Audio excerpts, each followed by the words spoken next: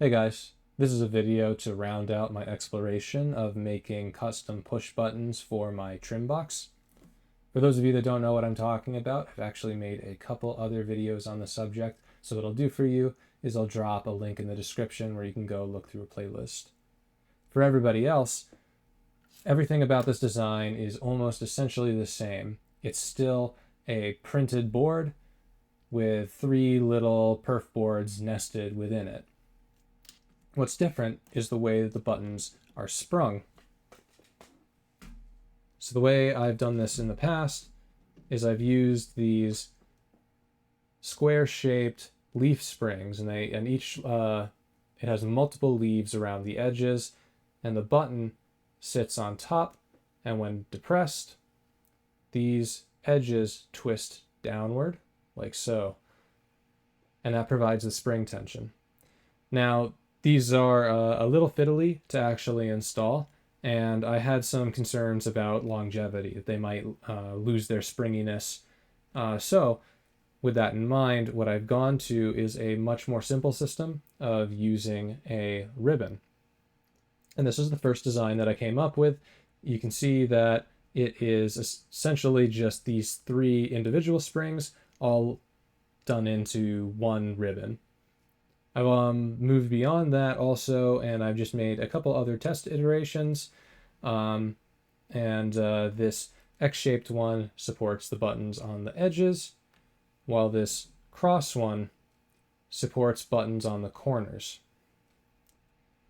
Now I've actually gone ahead and I've tested all of these already, and I happen to know that this is the lightest spring, this is the medium, and this is the heaviest spring. So what I'm going to go ahead and do for this is I'm going to use this medium spring. And the way everything is assembled is almost identical. You take the faceplate. This is what's going to be outward facing on the button box. So inside, you drop all three buttons.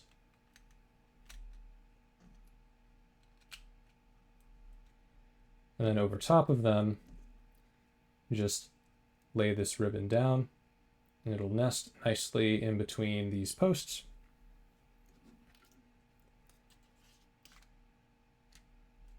And then this is the same sandwich structure from the very beginning.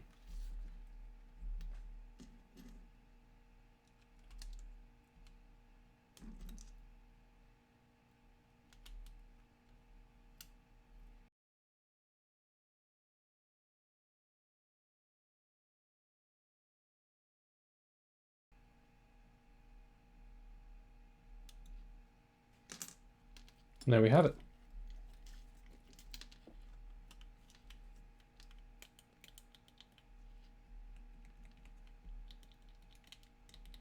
So as a comparison, this is how the original box sounded like.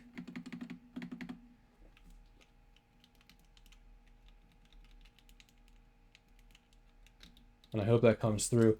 This is a much heavier spring, even though it's of a significantly reduced thickness.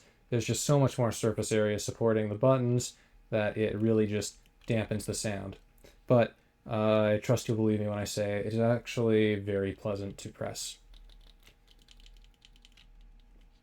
So it's the final iteration for now on the button design. And this is going to be the last video for a while on doing buttons.